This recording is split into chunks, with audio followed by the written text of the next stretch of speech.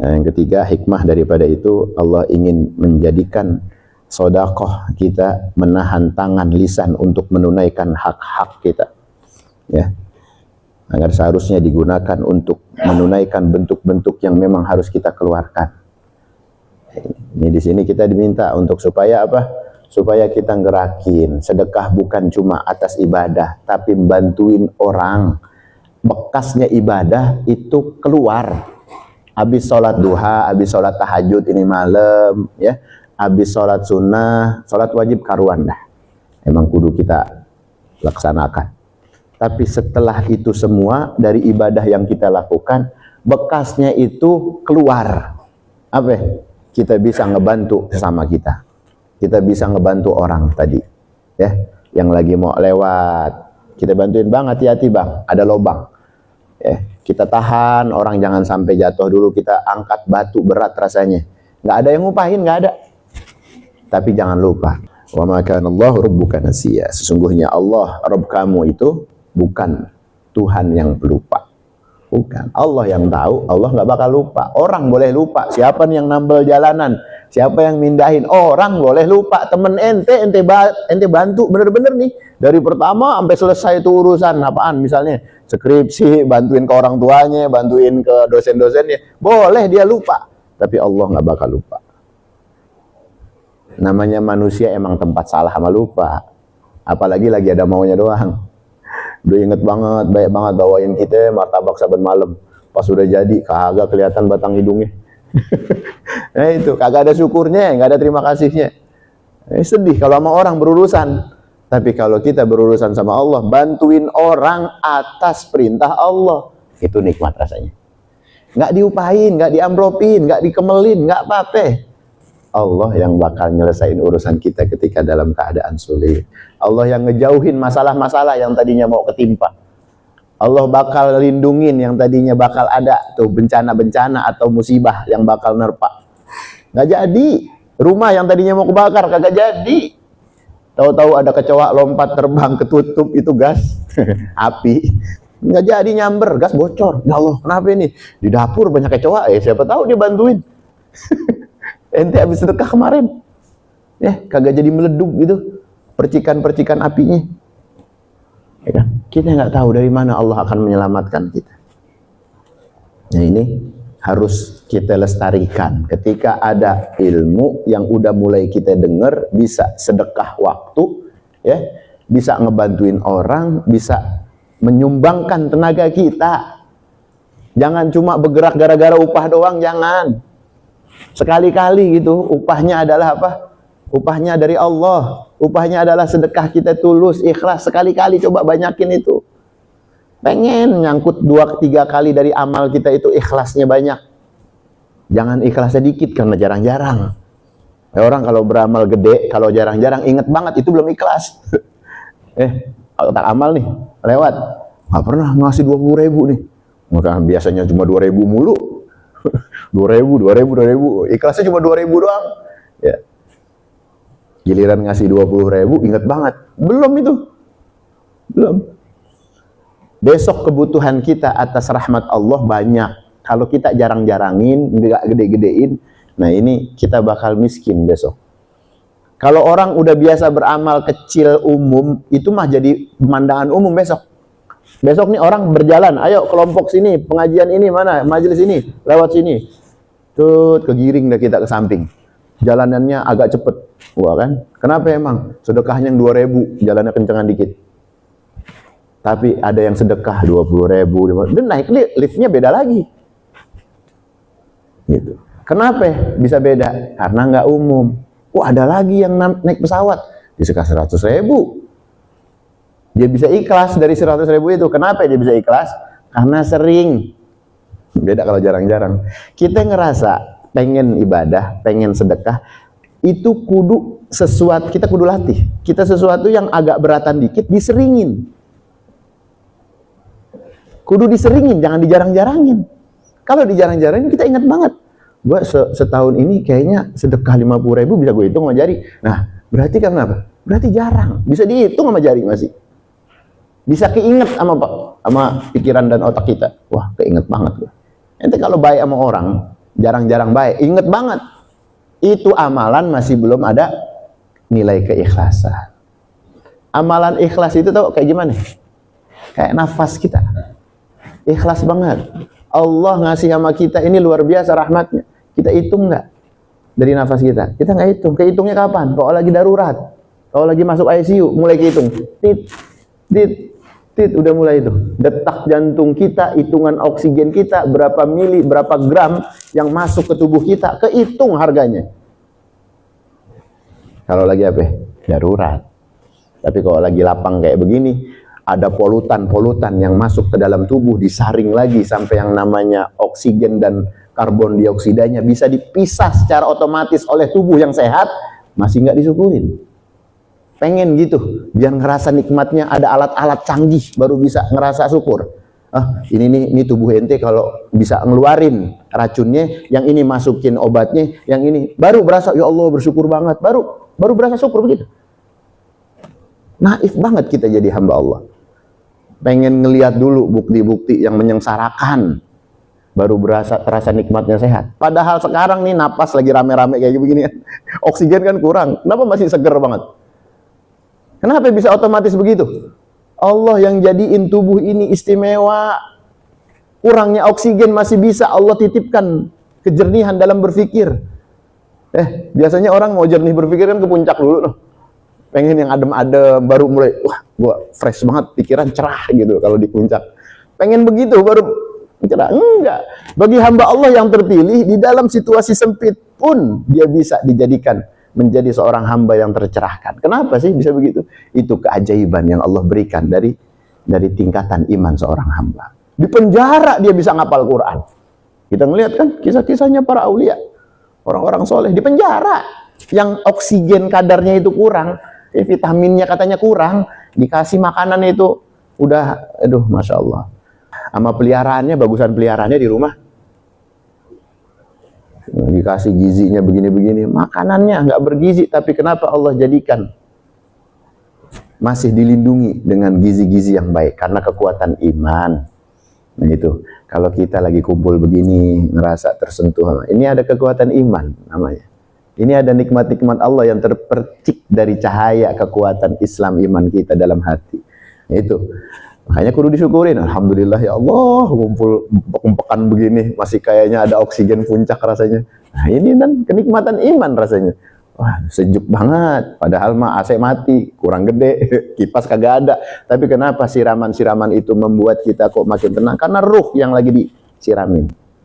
Iman kita yang lagi digosok, dikuatin. Itu ada pada diri kita yang memang ingin membuka. Beda kalau yang ketutup. Kalau yang ketutup mah isinya gerutu aja. Ini lama banget sih, kapan kelarnya, lapar nih. Itu gerutu, itu jiwa-jiwa yang gerutu gitu. Kayak tahu aja sih tadi. Kita pernah jadi jamaah ya. Masya Allah. Nah yang keempat adalah jasad harus dikeluarkan zakatnya sebagaimana harta ada zakatnya. Zakat badan adalah melakukan perbuatan baik yang tadi telah disampaikan, perbuatan baik kita, bersedekah dari pintu-pintu zakat amal kita itu banyak caranya. Ada kita datengin coba orang-orang yang lagi kesusahan, mulai kita terasa ya Allah badan kita ini rupanya jauh lebih nikmat lagi untuk dibagi sama orang. Mau butuh bantuan apa? Kita kencing kita ke ibu kita kalau masih ada orang tua, kita ke bapak kita kalau lagi butuh bantuan, minta. Jangan semata-mata minta disuruh. Semata-mata minta disuruh mulu mah kapan ikhlasnya? Datangnya ikhlas itu kalau memang murni dari kita. Habis itu kita seringin, kita gedein. Bekasnya aja kalau kita lagi misalnya nambel genteng dah. Itu selama tidak bocor, itu pahala terus buat kita. Misalnya kita ngalirin air dah. Itu selama air itu ngalir, padahal cuma nambel doang dikit, nggak sampai mubazir, nggak sampai apa namanya air pump kan. Kalau bocor kan ngabisin duit tuh. Ya, kalau yang rumahnya di perumahan. Kalau kita bantuin ngencengin dikit, selama itu tidak netes, ada rupiah-rupiah yang terhitung, lalu menjadi jariah kita, nikmat rasanya. Makanya sedekahin waktu kita, tenaga kita, kemampuan kita. Nah, yang kelima ini adalah anjuran untuk mendamaikan kedua orang yang bertikai.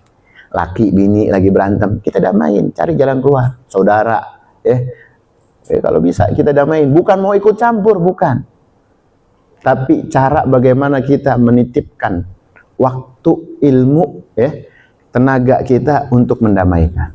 Kita pengen nitipin perdamaian itu. Teman saudara lagi bermusuhan, lagi bertikai, kita, ente jangan salah paham, dia nggak sengaja, ente damaikan aja.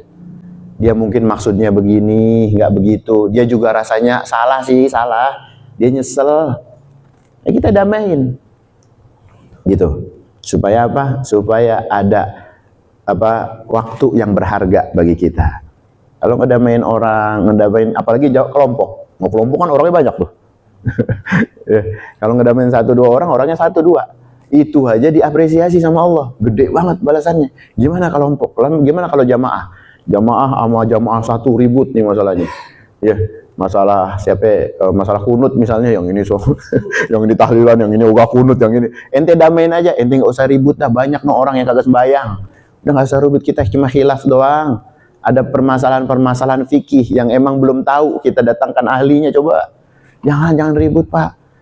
Ya, kita sholat pengen damai. Nah, ente damain tuh 2 masjid itu. Waduh, luar biasa itu. Yang tadi belenggu kejahilan itu terurai sebab kita, pahala jariah buat kita. Ya, tanpa mengurangi amal soleh mereka. Nggak berkurang. Allah tuh kalau ngasih nggak pelit sama ganjaran. Jangan kita sia-siain. Waktu kita begitu banyak yang berharga, tapi kalau kita nggak tangkep, dia berterbangan kemana-mana. Ya kayak burung. Sebetulnya burung setiap hari ini lewat di depan kita, kayaknya nggak tangkap aja. Ente tangkep tuh. Ya, ente simpen buat akhirat ente, buat taman-taman surga ente. Gitu. Jadikan keindahan di dalam tamannya. Kita masuk taman kosong kan gak enak. Namanya doang, taman surga, nyampe sana kosong, gak ada hiasannya. Gitu. Kita pengen ada kenikmatan-kenikmatan yang menambah keindahan. Ini apaan gue ya? Ini sedekah gue, ini amal baik ketika lagi ngelewatin bebatuan, kita pindahin, kita bagusin jalan-jalan yang berlubang. Apalagi kalau sampai orang kagak tahu kita beramal. Wah, hebat. Cuma ente doang sama Allah yang tahu. Itu hebat. Rata-rata yang begitu itu calon orang kaya, calon saudagar. Ya, kalau kita mau cari keberuntungan, cari sesuatu yang besar, tapi ente doang sama Allah yang tahu. Kalau ente pengen bentuk tim nggak apa-apa, 3 orang, udah kita beramal deh. Jangan pakai diposting, jangan pakai dikasih tahu orang. Kita aja sama Allah. Itu jimat keberuntungan seorang hamba. Ya. Ini bakal jadi bocoran nih, ya buat kita doang ini. Itu bakal jadi jimat keberuntungan buat kita. Kalau sebanyak itu orang merasa nikmat, tidak tercelakakan, itu luar biasa. Makanya banyakin amal ya. Selagi masih ada kesempatan, kita masih sehat. Kalau udah sakit cuma ngayal doang. Ya Allah, kalau sehat ngayal, ente ngayal doang. Kalau udah sakit, kalau udah nggak mampu, kalau udah nggak ada tenaga, apalagi kalau udah gila. Orang kalau udah gila tuh udah bingung dah, akalnya udah dicabut. Gimana dia mau mikir? Kita nggak pengen. Ada bukan gila akal doang, maksudnya gila kepada urusan dunia. Nggak pengen akhirat amat. Gila sama urusan dunia, udah nggak kepikiran lagi sama urusan akhirat. Kita pikir semuanya itu bisa dibayar sama harta doang. Ada duit juga gampang. Biar dibilang ramah. Nggak ada nilai keikhlasannya. Nggak ada. Gitu. Besok waktu datang sama Allah semuanya tertolak. Ente ahli sedekah. Ente ahli ibadah. Cuma buat dibilang alim doang. Cuma buat dibilang royal doang. Ya kan? Udah semua. Udah dianggap kan? Udah ya Allah. Ya sudah kau dapatkan upahmu. Bukan dariku. Mau bilang apa kita kalau ditolak sama Allah? Semua yang dibuat cuma buat orang doang, cuma buat pengakuan doang. Nauzubillah min dzalik. Makanya latih. Kita nggak bisa kalau nggak latihan. Latihan. Mulai ini malam latihan. Niat sama Allah, ya Allah, aku ingin betul-betul berbuat untukmu ya Allah. Hanya kepadamu ya Allah. Tidak untuk orang lain. Semua adalah tugas darimu. Gitu, kita udah punya ikrar. Kalau memang ada gerakan-gerakan hati merasa bangga, jadikan itu hanya hiasan-hiasan semata. Doa, minta sama Allah. Orang kan kalau lagi baik sama orang kan orang muji tuh. Bilang aja itu untuk Allah, pujian itu untuk Allah, nggak pantas untuk kita. Hati jangan diomongin, belagu kalau ente omongin. Hati aja yang ngomong, ya Allah, yang pantas semua untuk dipuji adalah Engkau ya Allah. Kita coba ikhlasin hati kita untuk Allah.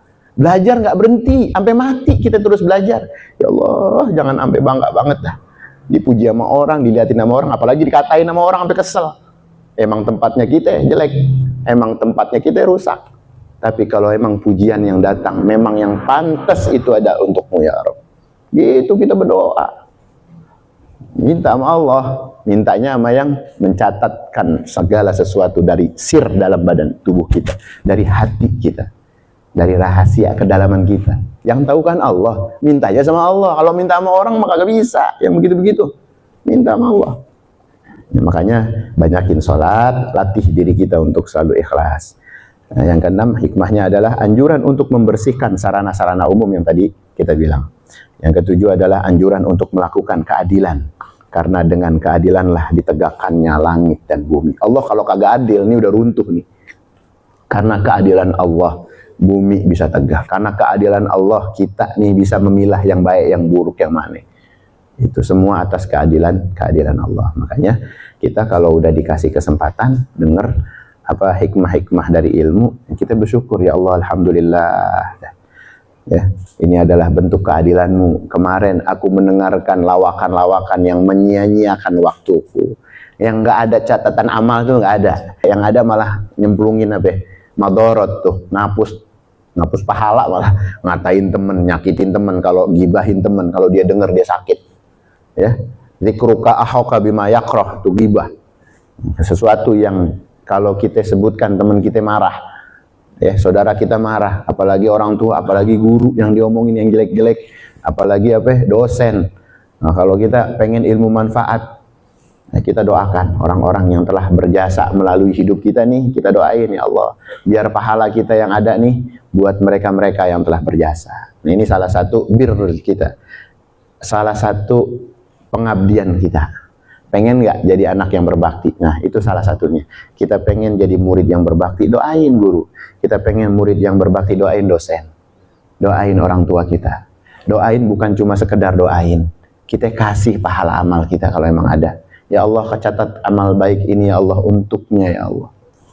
Aku bisa berbuat kalau tidak karena hidayah datang kepadanya untuk mendidikku, mencarikan nafkah yang baik untukku, tidak akan ini terjadi. Jadi kita kasih untuk mereka. Nggak habis nggak, jangan pikir buat saya apa Ustaz. nggak habis, ada buat ente. Allah lipat gandakan lagi. Likulli hasanatin bi asrati amsalihha wallahu yudha'ifu liman yasha. Setiap amal baik itu Allah lipat gandakan 10 kali lipat. Dan Allah lipat gandakan dari tiada hitungan-hitungan yang tidak bisa kita hitung. Coba itu, bukan 10 lagi berarti kan, ada beberapa yang memang nggak kehitung udah. Kalau kita ikhlas, makanya latihan banyakin amal. Kalau jarang-jarang kita nggak bisa. Ya, Mike Tyson itu bisa jago tinju karena seringnya latihan, sampai dia lupa dia jago. Karena apa? Sering latihan. Kalau jarang-jarang latihan mah ngeles bisa inget nih, kalau di sini beloknya ke sini, kalau ke sini beloknya ke sini. Inget banget. Tapi pas lagi beneran dia lupa udah. Tapi kalau sering-sering latihan ya, dia belok-belok dia lupa kalau dia jago. Gitu maksudnya. Kalau kita pengen ibadah, banyakin supaya waktu lagi kebentur sama hal-hal yang sifatnya berat, kita udah biasa, enteng, nggak berat. Orang bisa sebelah kita, lu ngapa lu? Lu sedih amat, kayaknya dunia pengen runtuh. Datang muka lu kusut banget. Wah, gua punya duit nih, duit gua cuma 100.000. Lah kita kagak ada, cuma 100 perak, nyantai aja. Nah, gitu. Karena itu bentuk amal yang udah biasa kita jalanin. Kita bisa senyum sama orang, kita masih bisa ngebantu. Ini orang masih ada 1 juta 2 juta di rekeningnya udah kebingungan kayak begini. Heran kita. Bingung kita sama dia. Di mana nilai tawakalnya sama Allah? Gitu. Kalau kita bisa ngukur ke situ, alhamdulillah ya Allah, gua cuma segini doang bisa senyum, masih bisa nikmat ibadah, masih bisa ketawa, masih bisa bersyukur. Itu yang jarang. Itu nggak bisa kalau tanpa latihan. Nggak bisa. Latihan dulu. Latihan hidup susah, bukan pengen susah, bukan. Maksudnya latihan ibadah. Jadi waktu lagi keadaan terhimpit, kita udah nyantai. Senang kita bersyukur, ya. Susah kita nggak kufur. Gitu maksudnya. Supaya apa? Supaya naungan Allah sama kita, hidayah sama Allah sama kita kagak hilang. Terus ngelindungin kita, ngejaga kita, nyelamatin kita. Dimanapun keadaan kita, dalam keadaan susah enggak, apalagi maut sekalipun, kalau emang udah kebiasaan nikmat aja, nikmat. Gampang nyebutin. Orang kalau udah latah nih, ditabuk orang, kejedot, apa ya isinya? Kalau nggak tasbih, astagfirullah, subhanallah, alhamdulillah. Udah. Kenapa? Kelatih sama zikir. Tapi orang kalau kagak kelatih, ya isinya kebun binatang. Habis dah tuh latah keluar yang kagak-kagak. Nah ini, karena kurangnya latihan, karena tidak adanya pengisian jiwa. Ya, mudah-mudahan kajian kita ada manfaatnya. Mudah-mudahan hari-hari kita dipenuhi dengan hari-hari yang bersedekah untuk diri kita kepada Allah Subhanahu wa taala, dari bentuk nikmatnya, dari kesehatan yang ada, dari harta yang dititipkan, dari ilmu yang kita dapat, semua dijadikan oleh Allah penggerak amal ibadah kepadanya dan menuju kepada ridhonya. Amin amin ya rabbal alamin.